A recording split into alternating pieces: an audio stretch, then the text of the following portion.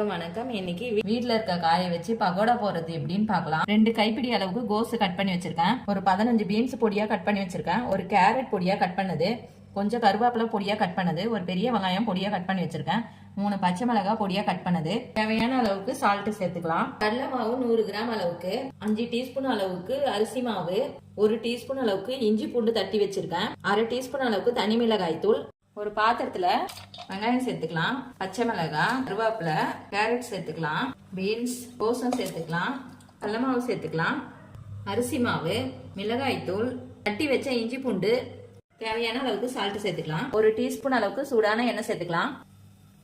இதெல்லாம் இப்ப நல்லா கலந்துக்கலாம். இந்த அளவுக்கு நல்லா கலந்த பிறகு இப்ப தண்ணி தெளிச்சு பிசைஞ்சுக்கலாம். மாவு நல்லா இந்த பதத்துக்கு பிசைஞ்சு வச்சுக்கோங்க. நல்லா சூடான உடனே சிம்ல வச்சுக்கலாம்.